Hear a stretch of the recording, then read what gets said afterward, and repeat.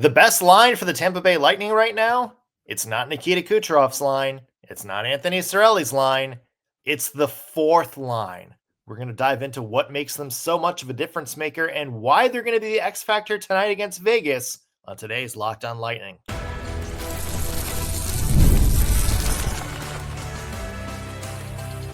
You're Locked On Lightning, your daily podcast on the Tampa Bay Lightning, part of the Locked On Podcast Network. Your team every day. Thank you for making Locked On Lightning your first listen of the day. Every single day, we are your free daily Tampa Bay Lightning podcast, part of the Locked On Podcast Network, your team every day. As always, we want to begin with a shout out to our everydayers, those of you who tune into every single show, every single day. We love you. We appreciate the support you give us week in, week out. I'm Nick Morgan, and I'm joined by the sheets to my Wawa, Greg Steven. Greg, welcome in, my friend. Good morning. Just a reminder that I am still sick, so bear with me. And Wawa is always better than sheets, and it's not close. We're going to have a lot of Pittsburgh contingent of my friends coming at you, knocking down your front door. Send them my way. I live in Florida. I've got the right to bear arms. Is there even sheets in Florida? Good question. I'm not sure, to be honest with I know you. there's a lot of Wawa there because of the Philadelphia transplants, but I lived in North Carolina, there was a ton of sheets, though. I do know there's a lot of sheets in the Carolinas, yeah, because we stopped at a couple when we went to a wedding in South Carolina last year. I don't know. Maybe this is a topic for when the Lightning play the Penguins and Flyers.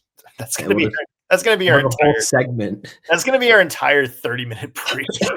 It's just sheets versus Wawa. Yeah, Crosby's fine, whatever. But let me tell you about the cheese curds. The cheese curds, great. Yeah, we actually do have some hockey to talk about today. The Lightning fourth line, man, what a power trip these guys have been on. Yanni Gourde, Pontus Holmberg, Zemgus Girgensons. What has made them so effective, and why will they be a X factor tonight when Tampa Bay takes on the Vegas Golden Knights? We'll also have some odds and picks for this game. A lot to get into on today's show. Before we kick it all off, do want to mention today's show is brought to you by FanDuel. Download the FanDuel app now by visiting FanDuel.com and win $300 in bonus bets if your first $5 bet wins. All right, Greg, let's start with the game tonight. Tampa Bay Lightning coming off a loss to the Colorado Avalanche that ended their 5-game win streak. They're back on the horse tonight, taking on the Golden Knights in Las Vegas. Greg, obviously, it's stupid to say, like, this is a must-win game. It's in no way like a must-win by any means, but I will say this. I do think you want to come out with a big win against the Golden Knights after, ending that win streak, just for the sake of trying to keep that positive momentum that you built during those 5 games moving forward. I do think it's important to maybe end or follow up that Colorado Avalanche loss with a win tonight. Yeah, I completely agree with you. And this is the last matchup with the Knights as well. So you could sweep them in the season series. And look, the Knights have been they won their last game against Detroit, but in their last 5, they've dropped 3 of them, and one of them was to the Lightning. Yeah. So we know this is a winnable game. I expect them to put in a big effort, especially after that loss the other night. But just because they lost that win streak doesn't mean they're not still swinging with some momentum. I think they've looked great recently, and we added Crozier back in, and I think Paul is getting close. And Hagel had turned it around, as we've talked about. So I see there's no real reason to lose this game necessarily. That being said, this is another one of those special teams wars because both teams are just so good. And those small things are going to matter a lot.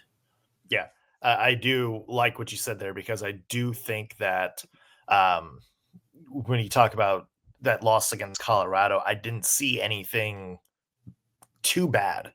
No. Other than maybe the, a couple turnovers here and there, but I didn't see anything that's like, they're back on their old habits or anything like that. I think it was just a really close game. In fact, I think, we talked about a few times this year where the Lightning have kind of gone down and just haven't been able to dig themselves out of their hole. They did dig themselves out of the hole, I think, and came back and challenged Colorado very, very late.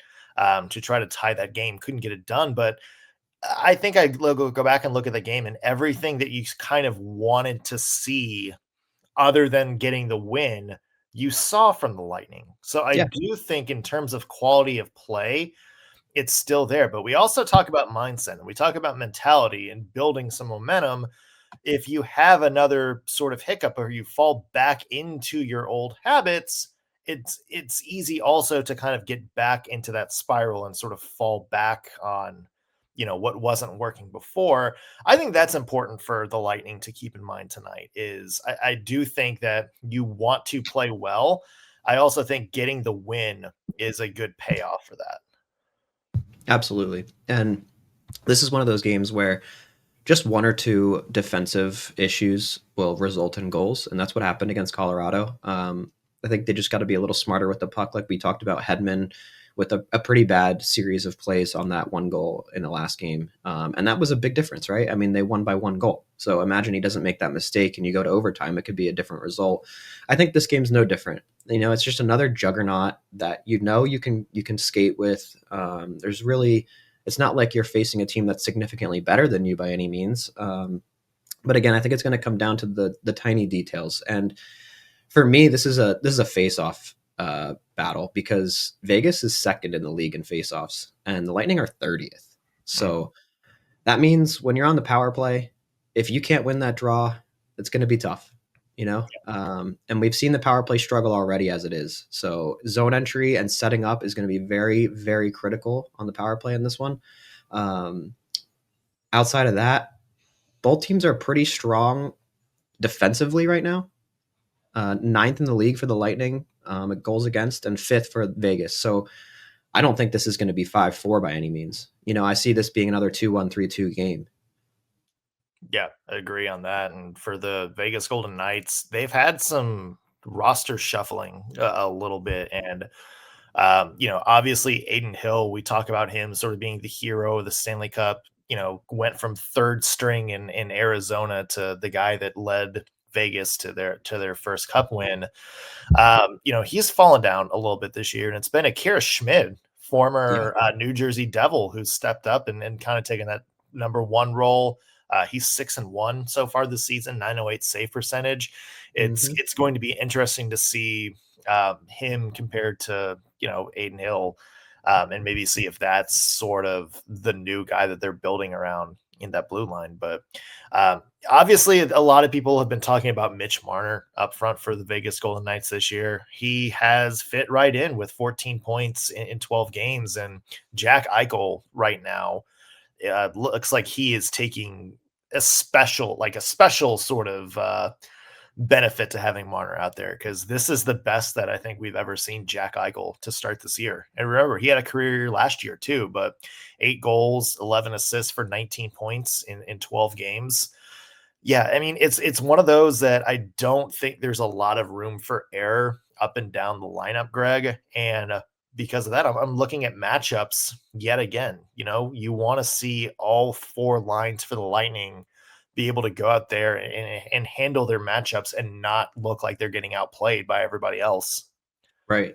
Yeah, you're absolutely right. And Eichel does look like he's thriving right now with Marner. I mean, he has 19 points in 12 games, so he's just on a tear. Not that I expected anything less, but yeah, they are dangerous, and they got to be careful when those two are on the ice. Yeah. Let's talk about the 4th line for the Tampa Bay Lightning. They have been on fire lately. We're going to talk about what makes them so good and whether we think they're going to be the X factor tonight against Vegas. Plus, Nick Paul, is he coming back in the lineup soon? There's some positive news on that front. All that coming back when we get back in just 1 second.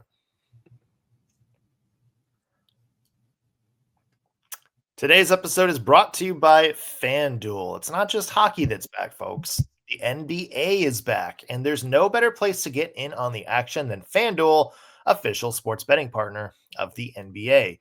Even if you missed the start of the game or just want to ride the hot hand, FanDuel has live bets on everything from who will score next to fourth quarter comebacks. Plus, you can even combine your live bets into a same-game parlay for a shot at a bigger payout.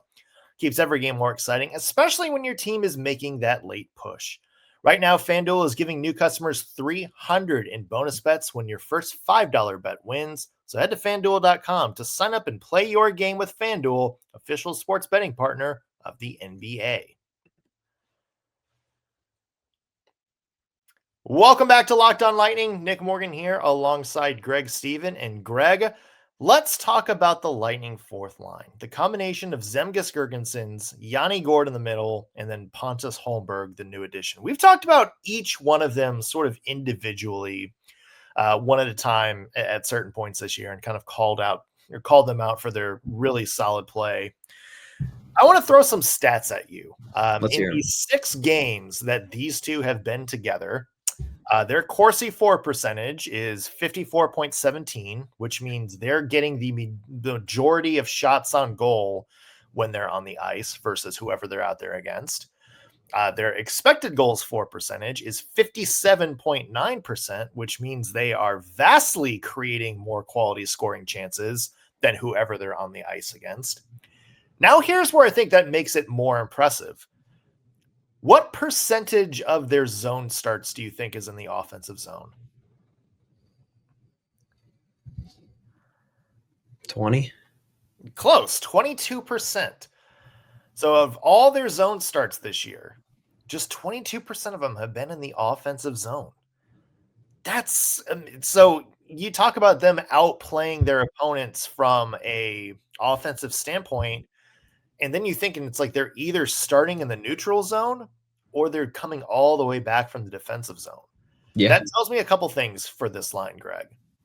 It tells me that for all our talk about the transition game not exactly being well, that this is a line that's bucking that trend, that they're able to get pucks from their own zone or neutral zone, dump it in deep, and then go and win those puck battles and set up in the offensive zone. And number 2, they are an energy line right now.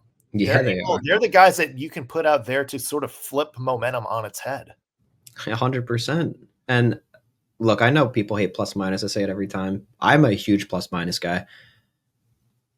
They're all positive. Like, they're playing a defensive game too. Yeah. You know, like, it's not like they're just producing offense from awkward areas. They also are just defending very well. Like, Yanni's +5, Holmberg's +4, Girgensons is 0, but he's also not played as many games, right? Mm-hmm. I just think that's so respectable. Like you said, they're starting most of their draws not in the offensive zone. So they're playing big defense, and they put the puck deep, and they pressure, and they forecheck. Yanni is one of the best forecheckers. I mean, he just flies in relentlessly. No hesitation, doesn't care what position he ends up in. He's just there. And I think that's extremely important, especially when this team does struggle with zone entry. And this is the line that's putting the puck in the corner and going to get it, and they win it. And I wish the other lines would do that as well, you know? I think what I love about this line is all 3 of them can kind of do it all. Yeah. Like it's like opening, like it's like pulling out your pocket and seeing 3 Swiss Army knives in there. Yeah. And, you know, we talk about Pontus Holmberg kind of being able to do it all. He's able to forecheck. He's able to win puck battles. He's able to get in front of the net and cause traffic. That's also Zemgus Girgensons' game. 100%. That's also Yanni Gourde's game. Although, you know, Yanni's got a little bit more playmaking upside than I think the other 2. But all 3 of them, I think, fit with each other so well because they all sort of played the same kind of game. And look, we talk a lot about, especially, I think, like the top 2 forward lines. Sometimes coaches try to mix and match a little bit. Like, you know, get a guy that's a little bit more physical out there to win puck battles, and then get a playmaker out there to set stuff up. And then, you know, have a center that's a little bit more two-way and, you know, this, that. I love when John Cooper looks at these 3 and just says, you know what? All 3 of you are vibes. All 3 of you play the same kind of game, bring the same energy, and play off each other well. I'm not going to tinker with this too much. Just go out there and make something happen. I love sort of the simplicity of how this line is put together. And as the stats show, they're making a difference on the ice. They're winning their battles. Yeah. Yeah. They're the best line on the team right now. Yeah. I mean, I don't care that they don't have 12 points each, it's irrelevant. They don't need 12 points each. Exactly. That's what your top line is for. Right. And it's like they skate less time and they're still producing all this, you know? Yeah, agree with It, that. it's very impressive to watch, to be honest with you. Like I said the other day, I think Bjorkstrand was a huge addition to the team. And I thought that he would be a bigger splash than Yanni coming back. I was wrong. I mean, it's Yanni. Yanni is just a bolt. I think when he puts the Bolts jersey on, he's just a new player, and I'm so glad he's back. Yeah, definitely glad to have him back. He was my first jersey too.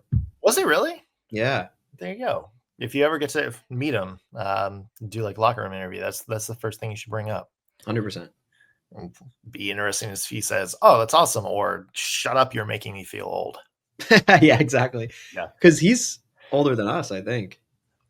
I don't think he's that old. Let me look. Oh, we're gonna Google, but let's move on a little bit and talk about some of the other coaching decisions that John Cooper has made. You know, it's been a couple weeks since he shuffled the deck a little bit. Obviously, Connor Geeky is back down in Syracuse. You know, Mitchell Chafee has been waived. We haven't seen Darren Radish in, quite some time. Jack Finley, I think, is that meme where he's the skeleton in the lawn chair in the bottom of the pool at this point. What do you think of this lineup, Greg? Do you think the combination is still working? Do you still like what you see out of Dominic James and Charles-Edouard Desto? I think Desto is the best D on the team right now, to be honest with you. I think he's got to stay. I would never remove him from the lineup unless he does something drastic that is terrible, but we haven't seen that. No. And in 6 games, he has 3 points. He's +1. He plays great physically. I feel like everything he does is fantastic. To shifting to Douglas, I like his game a lot. I don't see a reason to take him out. I don't care that he has no points. Dominic James. Yes, sorry. Yeah. Dominic James. Sick brain. Yeah, oh, you're fine. Blame on the strep.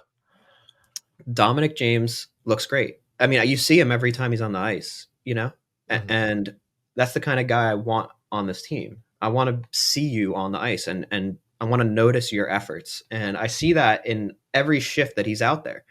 And I think a guy like him is so young and fresh to the league that you need to just give him more time. I think that's important. And we kind of talked about that when we were confused why Finley wasn't getting more time, Yeah. And I just think they maybe either learn from that or they just also see what I'm seeing and they think that he deserves a spot because he's played, what is he at? 7 games now, I think. That's 7 games. Yeah. So yeah, I think that's totally acceptable. He's skating an average of 12 minutes. It's not a ton of time anyway. So yeah, I think you keep rolling with him. I think if you're taking someone out, and I think I said this yesterday, it's probably Gage right now. So if you're going to fill that spot, you'd stick with 7D if Nick Paul comes back. Yeah, I think so right now. I want to make sure that Crozier is back to where he was at the beginning of the season. And I think you can only really do that by just giving him short shifts for a little bit so he readjusts. And then, once he's back, I think you can cut like Lilleberg if he's still playing poorly. I mean, like we said, he's been much better. So I don't want to say that he hasn't been, but he's definitely on this roster right now. I would say the least influential defenseman. So if I'm going to cut one of them, it's him right now. And then I put Paul in and you leave the offense if that's the way you want to do it, Yeah. Well, it looks like, according to the lines yesterday, that both Desto and Dominic James are on that second power play unit. So it doesn't feel like John Cooper is taking them out of the lineup anytime soon. Right. Nick Paul, of note, was on ice yesterday in a regular jersey. So the non-contact jersey is off. Was skating with the team full practice. Still haven't heard anything official, I don't think, from anybody. Yeah, I don't think so yet. Yeah, I've been trying to scroll through our regular Twitter updaters for the Lightning and haven't seen anything official. But I mean, if he's back tonight, I think that's a big boost. I go back to what I said. There's that gap between Cirelli and sometimes Hagel or Gensel. I would give Cirelli a consistent partner and just see if Nick Paul can hang on that second line. Mainly because I think your bottom 3 or your bottom 2 lines, the third and fourth line, are doing solid right now. But It's interesting. I also could see him just kind of getting back to practice full time, maybe being like a healthy scratch tonight or staying on the IR, and then maybe Saturday against Washington. That's when Yeah, you at home. start to watch Nick Paul back. But Yeah. it's good to see him skating because he is a big piece of this team, and I think he's going to be a big boost for that, that forward core when he's back. No, I completely agree with you. And I'm okay if he doesn't play tonight, I'd rather him be 100% when he returns, and if that's home on Saturday, that's totally fine. Yeah. This is also an awkward game to kind of re-enter the lineup because it's a 10 p.m.er for the East. And I feel like that messes with guys. The time swap is tough to deal with, more than people I think realize. Yeah. Nick Paul is used to napping at this point. Yeah, he's done with the game pretty much at this point. If you play 7 p.m. games, you're done by 9:30. So you're starting after when you'd be already done. So it's just an awkward time. Yeah. Awkward time for everybody. I will probably certainly be struggling to stay awake tonight too. Right, exactly. So, yeah. Me too, with the sickness too, man. Yeah, I'm you, just Mr. Strep Throat, you're going to be on all kinds of NyQuil and everything like that. Oh, yeah. Yeah, I'll text you if anything crazy happens. Hey, let's get to some odds and some picks for this game coming up. Who's going to score a goal in this one? Who are you going to put money on? We'll have that coming up for you in just 1 second. Today's episode is brought to you by Rugiet. Let's be real, guys. Making excuses doesn't solve anything. We've heard them all before. It's just stress, I'm tired, or it happens to everyone sometimes. But when it comes to performance, sometimes your body just needs a little extra support, and that's okay. That's where Rugiet comes in. Rugiet offers fast-acting, doctor-prescribed treatments for ED designed to help you stop making excuses and start making moves. Rugiet makes it so easy to get started. You just connect with a board-certified doctor 100% online, no awkward waiting rooms, no in-person appointments, and if prescribed, your treatment ships discreetly straight to your door. The process is fast, simple, and private, and it's all handled by real doctors. Visit Rugiet.com/LockedOnNHL to get 15% off your first order. Again, Rugiet.com/LockedOnNHL. And don't forget to use our code LockedOnNHL so they know we sent you. Rugiet, stop making excuses, start making moves. Welcome back to Locked On Lightning. Nick Morgan here alongside Mr. Wawa himself, Greg Steven. Greg, let's get to some picks and predictions for tonight's game. Let's take a look at the odds from our friends at FanDuel. Tampa is a money line favorite. What? I'm also kind of surprised at that. Especially at 2:30. At 2:30, yeah. I double-checked that to make sure. I'm like, surely that's not right, but that's crazy. Yeah. I was expecting that line to be much, much smaller, but yeah. Tampa minus 230, Vegas plus 184 as of time of this recording. Over under 5.5. Going over or under that tonight, Greg? Okay, I want to give you a hot take, all right? Go. Yeah, that's what these shows are for. Look. As a bettor, as someone who sports bets regularly, you take this Vegas money line, right? Like, yes. They're I think right now a much better team, just like they've shown that so far this season. 2, it's a home game. 3, it's at 10 p.m. And 4, I just think that's a much better payout. I just think that's a much more reasonable bet. If I'm playing objectively, obviously I'm taking the Lightning though. Hello. Yeah. But we can't disrupt the vibes. No, of course not. But yeah. I'm not going to mislead anyone. I think the Vegas line is the one you take here. Let's be real. Oh, yeah, absolutely. I don't see the gap of this game being anything more than like 3-2, 4-3, maybe even a 2-1. Right. Yeah, I'm picking the under as well. Yeah, I would also take the under tonight. I think the only maybe reason I hesitate is because both teams can score. And if we're looking at goaltending, I do think Schmid's been a little bit more shaky than Andrei Vasilevsky. Although as soon as I say that, Vasilevsky is going to give like 5 in the first 2 periods. Yep. But I'm with you. I would say, if anything, 4-2 with an empty netter at the end, and that's why I'll go the over. But I've never been right on any of these so far this season, so don't listen to me. But no, I'm getting the vibe of a 4-2 game in either direction tonight. Yeah, I'm kind of with you, but I still think, yeah, the empty netter is what got me. You kind of sold me on that, but there you go. I'm still going under. I'm still Okay. going under. I'm thinking 2-1 again. I don't know why. I'm just feeling the 2-1. 2-1 or 3-1. That'll Yeah, up. yeah, exactly. Let's get to some goal scorers for tonight. And for the first time since we've done this, it hasn't been a Lightning player who has the best odds to score. It's Jack Eichel at plus 170. And then you have Dorofeyev at plus 180. Braden Point's the highest rated Lightning player at plus 195. Kucherov also 195. Gensel plus 200. Tomas Hertl 230. Brandon Hagel 230. Mitch Marner 250. Anthony Cirelli 320 and Ivan Barbashev at plus 340. Anybody that you are slapping money on for a an anytime goal tonight? Okay, hear me out. I know he's not on here and he might not even be playing, but if Nick Paul enters the lineup, I'm taking him. That being said, from this list, I'm taking Skorofiev. Yeah. He scores so many goals. I think he has 9 goals right now, maybe. 9 goals, 1 assist for him so far. Yeah, so 9 goals for Dorofeyev, plus 180. That's a pretty good bet. As far as the Lightning picks, I kind of feel Cirelli. I think he's going to come up clutch tonight. I think he's going to get the 1-1 goal, you know? Yeah. Yeah, Anthony Cirelli has been on fire lately. I love the way that he's played. We've talked about him being the MVP, leading the Lightning in goals right now with 7. Yeah. I wouldn't be surprised to see him. And you know what? I said it last game, Greg. Braden Point. I love that coast to coast he did. Yeah, beautiful. I just think offensively he's starting to find his rhythm again. I'll put money on Braden Point.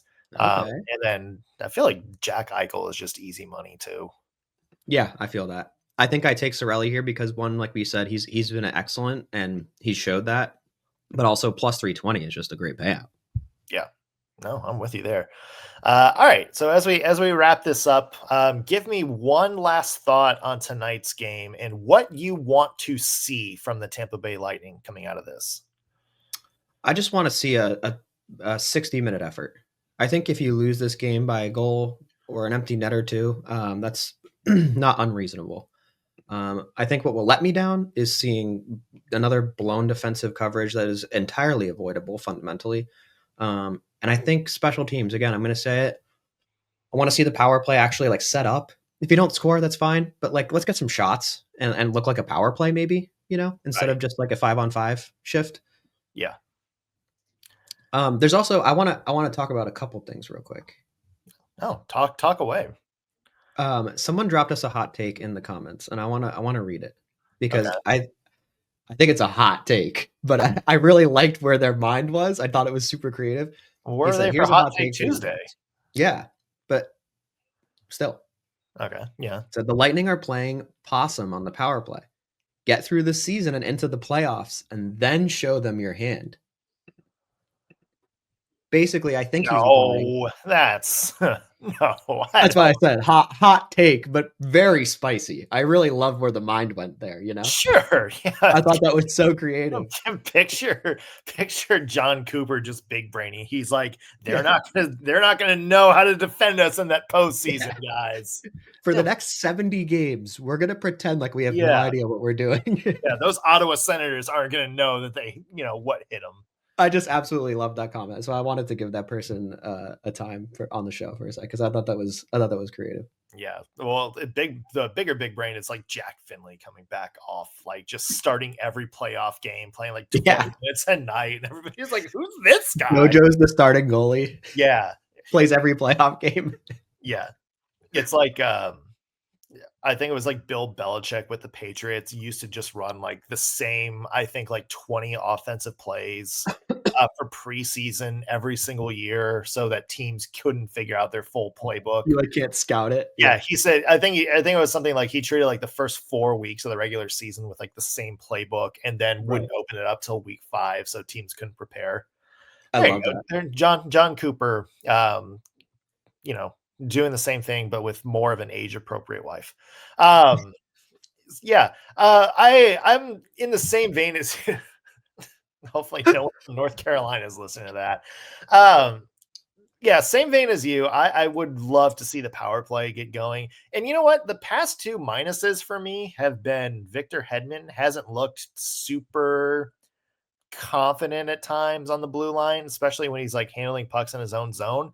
I want to see a good game from him tonight. I want him to be sharp. I want him to make plays with confidence. I want his decision making to be a little bit quicker on that blue line. We all know Victor Hedman's one of the best defensemen in the NHL. One of the best defensemen of the past 20 years in the NHL. Yeah. We know he can play. We know that talent is there. I want to see it more tonight, and I want to see him back to playing with that confidence and that focus that has come to define his career. I agree, and he has 10 points, so let's not pretend he's not doing stuff, and he's plus No. 2, so he's doing well. But yeah, I agree with you. I think I just want to see a little bit more intelligence defensively, specifically. Like, I don't care if he doesn't get points, just defend the goal. Yeah. No, none of those yips that I think led to that second goal. Better breakouts, just a little smarter on those plays. Yeah, 100%. Well, we'll be back here tomorrow to recap Vegas versus Tampa, and whether it's a 4-2 win, whether we get that empty net goal or not, we'll be back here to break down the highs and lows. In the meantime, be sure to subscribe, whether you're watching us on YouTube or listening in on your favorite podcasting platform. Hitting that subscribe button helps us out a little bit with our numbers, and it lets you guys know when we have fresh content ready for you. That's going to do it for us on today's Locked on Lightning. Thanks for making us your first listen of the day. We'll be back with a new episode tomorrow. We'll see you then.